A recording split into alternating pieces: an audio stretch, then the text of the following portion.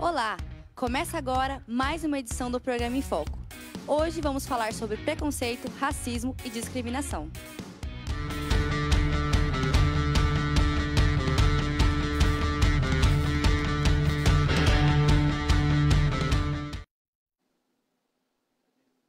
Existem diferenças entre eles. O preconceito é aquela opinião pré-concebida sobre alguém, um grupo, uma pessoa, sem que haja razão para aquilo. Já o racismo é a crença de que existiriam raças superiores a outras. E tem ainda a discriminação, que está relacionada ao preconceito ou racismo. Ou seja, é alguém, por exemplo, receber um tratamento injusto simplesmente por fazer parte de um grupo diferente. E para o nosso bate-papo de hoje, convidamos Odete Cardoso. Ela é advogada, vice-presidente da Comissão da Igualdade Racial da OAB-MS, assessora jurídica da Associação dos Descendentes de Tia Eva e coordenadora do Grupo de Mulheres Negras em Ação da Comunidade Tia Eva. Boa tarde, seja muito bem-vinda. Obrigada por ter aceito nosso convite. Boa tarde, obrigada. Eu agradeço de coração. E se você que está assistindo a gente na nossa live do Facebook, se você tiver alguma pergunta, pode mandar aí que a gente faz para ela, tá? Odete, o que seria um racismo estrutural? Quando nós tratamos de racismo estrutural, envolve várias questões. Nós precisamos pensar um pouco na questão histórica, social, econômica. Hoje, acredito que nosso bate-papo será muito prático. Vamos levar muito para a questão prática, porque acho que estamos cansados de falar um pouco sobre a questão histórica. E eu, mulher negra quilombola, que sofri e sofro racismo, também estrutural. Então, eu posso falar isso porque eu sou a pessoa também afetada. Falar em racismo estrutural, quando nós falamos dessa questão, existe muito ainda o questionamento de não existir o racismo. E hoje nós percebemos que é totalmente o contrário.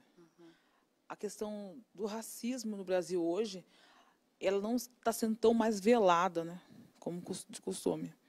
Hoje nós estamos acompanhando diversas situações onde as pessoas são constantemente violadas, são violações de direito, onde as pessoas são julgadas pela cor da sua pele, pela estrutura, pela situação social, situação financeira. E o racismo estrutural, ele foca muito essa questão de você analisar. Hoje eu falo assim sempre, um dia eu passei por uma situação muito complicada, onde eu fui chamada a atenção por estar num ambiente que eu não deveria, teoricamente, estar, por questão da minha pele. Isso é racismo estrutural. Quando eu não posso estar em determinado lugar, eu não posso estar lá, isso é um racismo. Existe uma estrutura, onde as pessoas pensam que algumas pessoas, por conta da cor da pele, ele tem o direito de estar em alguns ambientes que eu não posso estar. Isso é um racismo estrutural. E a gente começa a pensar dessa forma. Então, existem vários fatores sociais. Se a gente for pensar hoje, quem são as pessoas que hoje estão no poder? Quantas pessoas negras você vê no poder? É uma estrutura. Vamos dizer, é uma estrutura. Então, existe um racismo e eu preciso falar isso. Sempre falando, vamos falar na prática? É a prática que nos interessa hoje. Os negros conquistaram o direito de liberdade, mas esse fato não representou o fim de seus problemas. Eles continuaram sendo vítimas de preconceito e discriminação racial. Antes, de uma forma mais nítida e acentuada, e nos dias atuais, de forma mais discreta, porém evidente. E isso iremos ver agora na reportagem de Raíssa Bexiga. O preconceito é um pré-julgamento que se manifesta numa atitude discriminatória. Sabendo disso, vamos perguntar para algumas pessoas na universidade se elas já tinham sofrido algum tipo de preconceito ou presenciado um. Já. Eu tenho uma avó de consideração e ela é daquele tipo de pessoa que não admite, mas tem preconceito. Então, assim, várias vezes eu presenciei ela destratando pessoas que trabalham para ela ou em lojas, enfim, atendentes. E é bem constrangedor.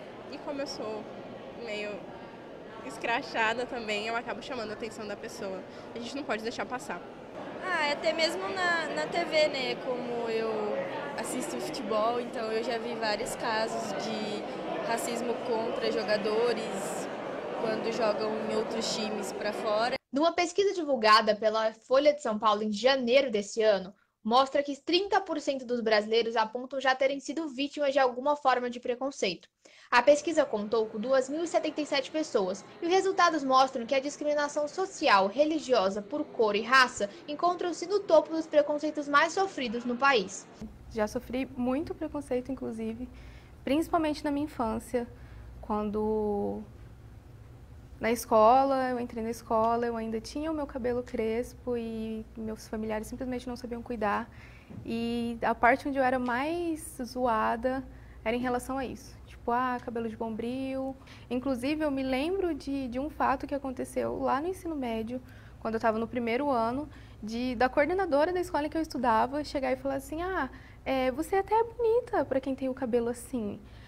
Mas é uma beleza exótica, né? Uma beleza que de longe, assim, a gente não percebe. Tem que te olhar bem pra gente conseguir ver que você é bonita. Tanto que com 12 anos, eu comecei a alisar e não era nem progressivo ainda. Era um produto que a gente comprava por R$15 nessas lojas de cosméticos. E que, assim, eu sentia que queimava a minha cabeça, mas não, eu tô sofrendo, mas vai alisar. E é isso que eu quero, agora ninguém mais vai me zoar. E, assim, é impressionante porque eu lembro de cada rosto, de cada palavra, de cada zoação. Isso não saía da minha cabeça. Assim, se eu encontrar as pessoas hoje, eu vou dizer, cara, eu lembro de tal dia que você me falou tal coisa, que você me fez tal coisa. Porque é algo que realmente marca, é algo que realmente pode parecer bobo, mas a pessoa que sofre vai levar para o resto da vida. E eu comecei a pensar, cara, eu não preciso disso. Por que que eu vou ter medo? Isso afetava até o meu relacionamento. Por que que eu vou ter medo de uma pessoa branca chegar perto do meu namorado? O que que eu não tenho que a pessoa branca tem? Isso não faz sentido, não. Quando eu conversei com a minha sogra, eu recebi tanto amor, as pessoas, elas ficaram tão felizes comigo, tão felizes por mim, que eu falei, cara, meu Deus, eu acho que agora eu me amo e as pessoas, sei lá, elas estão me amando. E era uma experiência incrível, assim, que sem explicação, tudo aquilo que estava acontecendo. E foi o momento em que eu decidi me aceitar.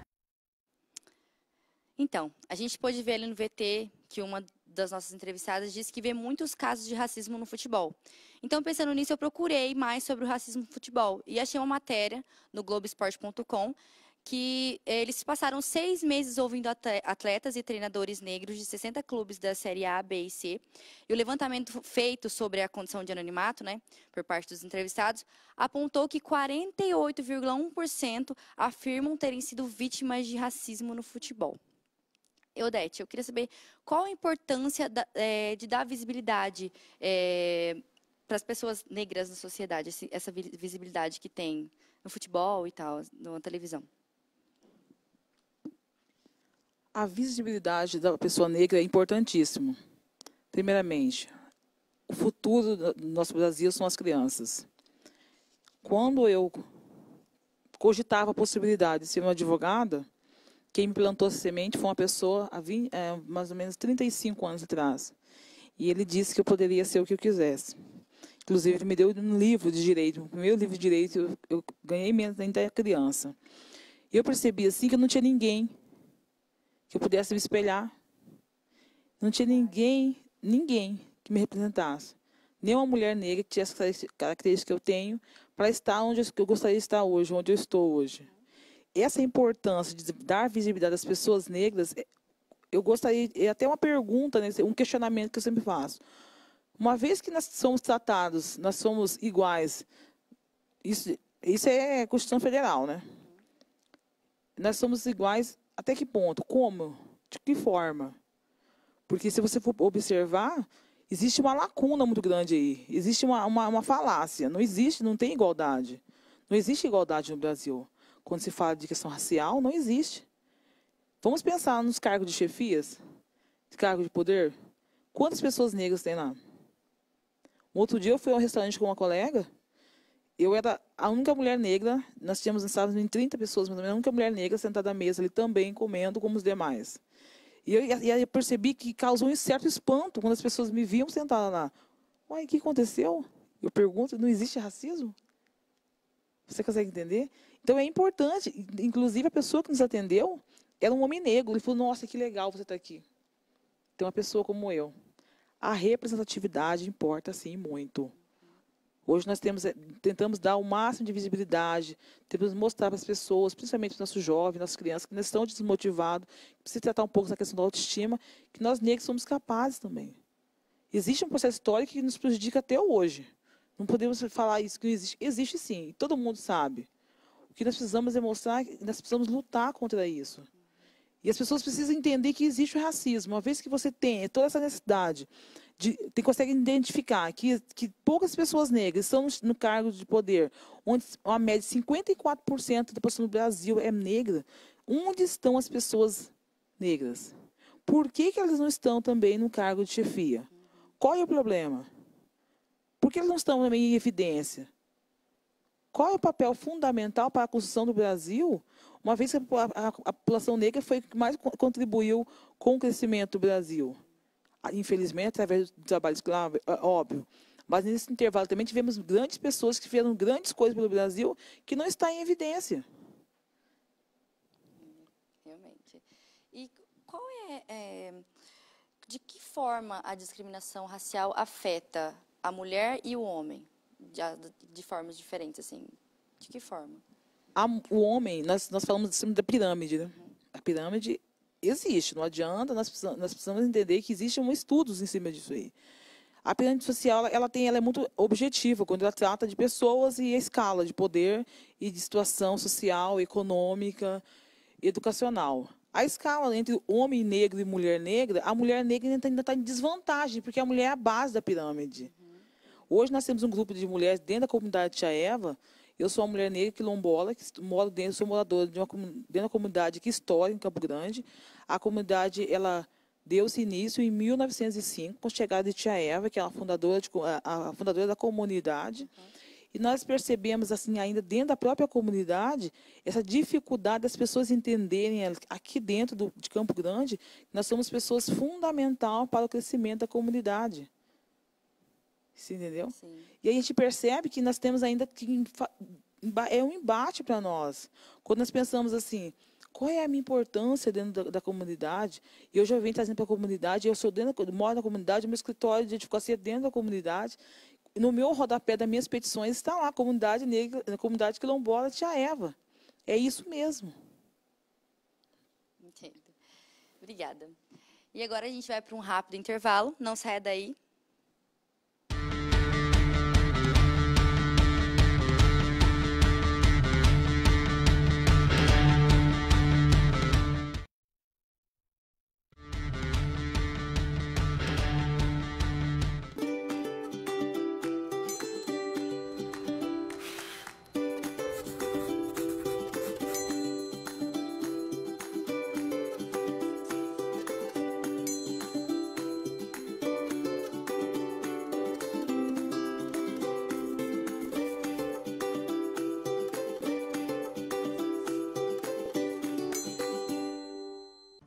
A internet, como a maioria das coisas, tem dois lados.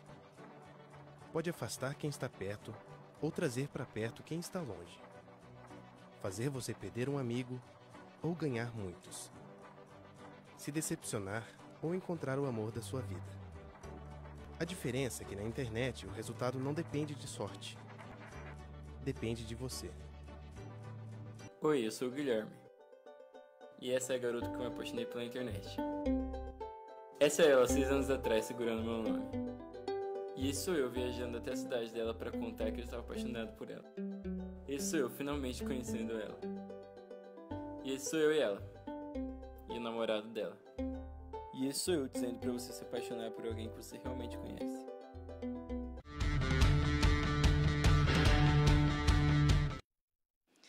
Estamos de volta com o programa Em Foco e hoje falando sobre preconceito, racismo e discriminação racial, com Odete Cardoso.